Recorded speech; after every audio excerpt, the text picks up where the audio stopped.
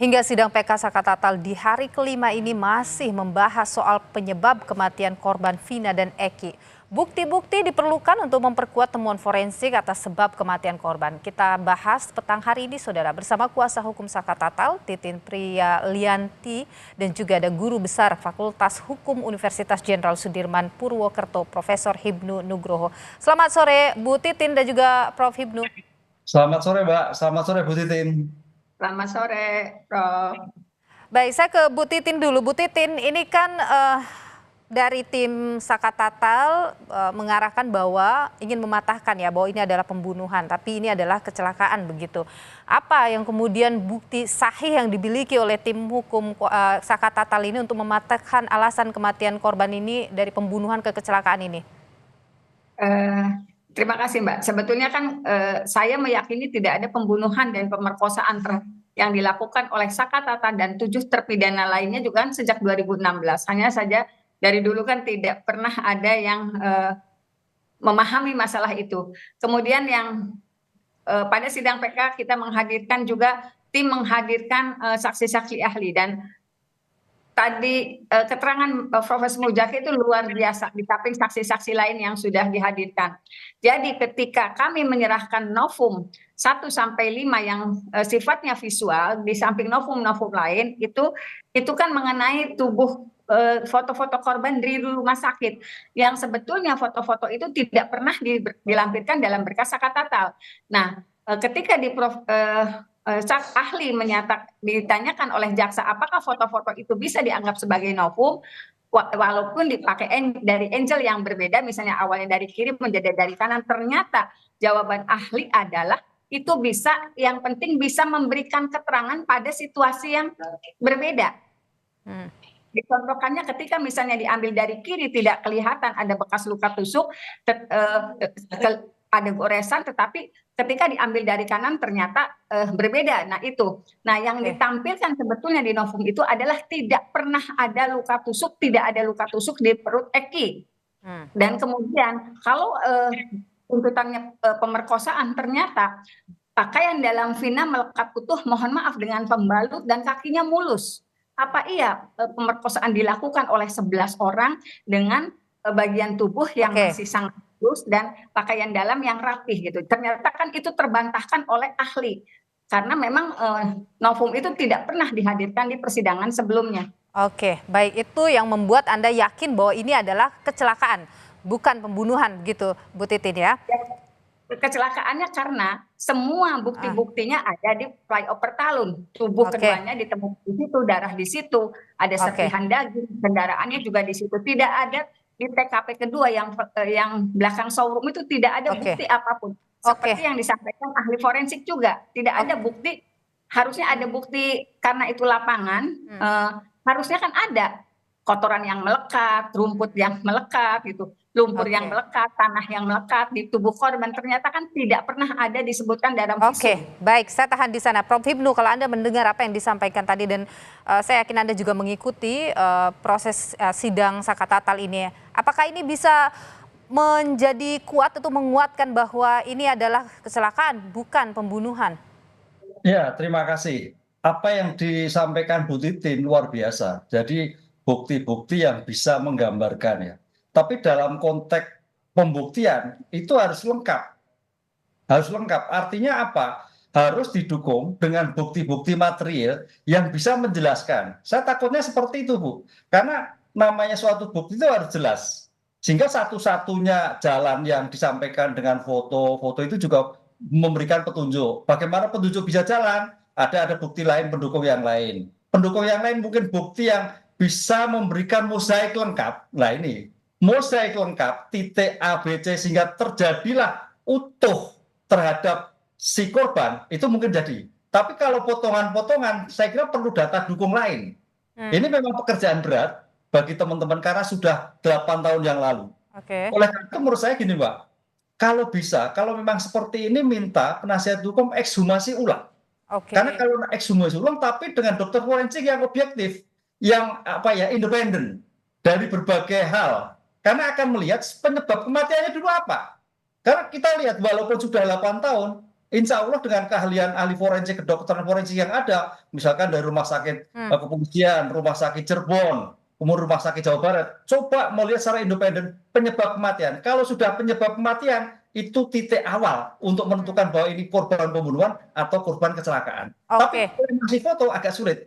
Perlu Oke. data yang lengkap lagi gitu. Oke, Prof. Ibnu, ini untuk pengajuan ekshumasi ini apakah pengaju PK yang kemudian mengajukan permohonan ekshumasi ulang atau Polda wajib begitu atau langsung melakukan itu? Nah, karena kemarin kan Kapolri kan sudah menyatakan seperti itu. Jadi kalau apa namanya pengungkapan kembali, kalau memang itu kembali, kalau hanya berdasarkan bukti keterangan-keterangan itu agak lemah. Hmm. Karena era 8 tahun, satu-satu yang bisa bicara adalah forensik.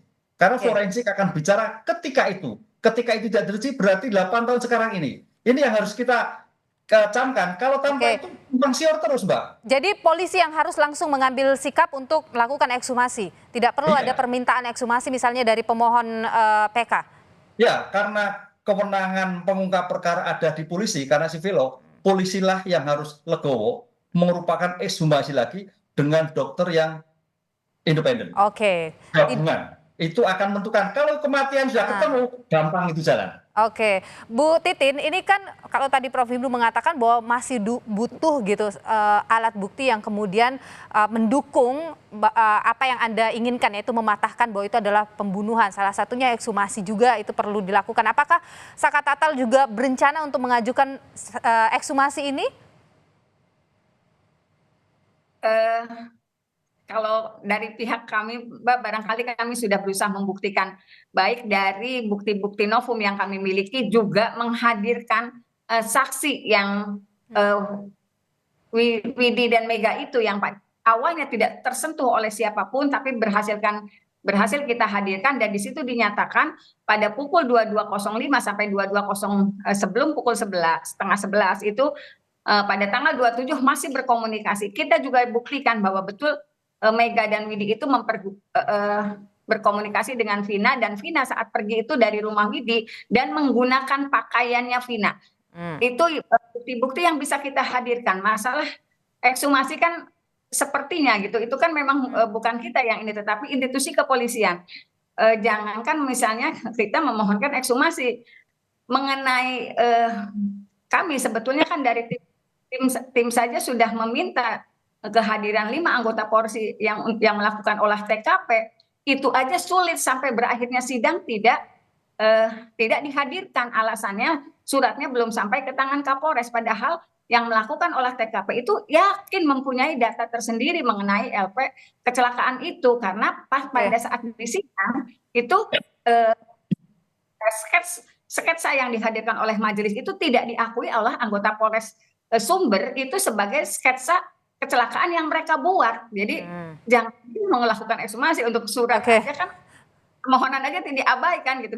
Oke, Prof. Ibnu, kalau misalnya ini Polri tidak melakukan ekshumasi, kalau kita lihat Saka Tatal juga permohonan ekshumasi, mereka merasa ini peluangnya sangat kecil gitu. Apakah kemudian ada pihak di luar institusi Polri yang bisa melakukan scientific crime investigation mundur lagi ke 8 tahun lalu untuk membuktikan secara ilmiah apa ini yang sebenarnya terjadi gitu? Yang sebenarnya terjadi memang kenapa waktu itu tidak dilakukan. Tidak dilakukan. Ini memang pertanyaannya apakah memang tidak tahu, ataukah tidak tahu, atau memang cukup apa itu terjadi yang terjadi. Cuman yang menarik begini, Bu Titin, ketika yang melakukan penyidik, ketika itu siapa saja? Saya kira penyidikan itu akan datanya lengkap lah. Ketika 8 tahun yang lalu, misalkan berita acara pemeriksaan ketika itu, bagaimana itu saya kira bisa diminta kembali itu. Bisa dimintakan untuk dihadirkan. Karena ini bagian dari pengungkapan suatu perkara. Tapi ini kan pemeriksaan perkara. Sekarang padahal ini adalah PK. Takut saya gini Bu Titin. Ini kan PK itu adalah permohon dalam arti perdata. Pemohon termohon.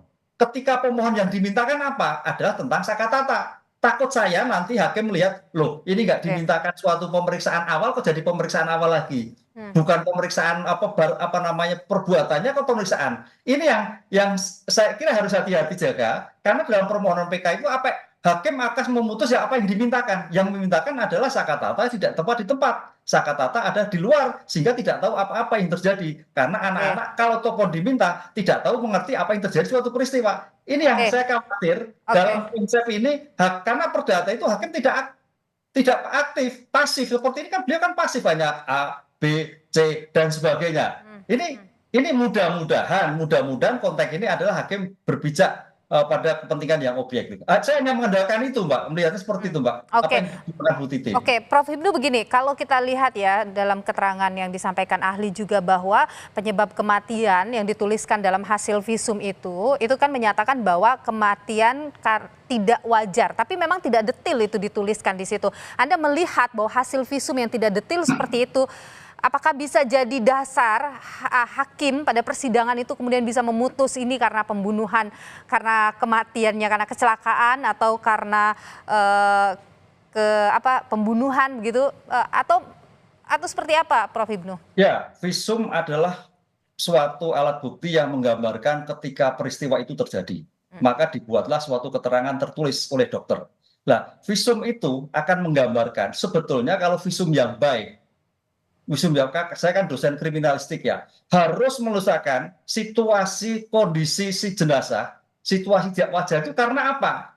Harus jelas, benda tumpul atau benda lancip. Oke, jadi Pak, kalau kita lihat di visum ditemukan benda tumpul, tapi dalam alat bukti ada benda lancip, itu visum tidak berguna. Oke, jadi kalau misalnya hasil visum itu tidak lengkap dan tidak detail, harusnya tidak bisa menjadi dasar hakim mengambil keputusan.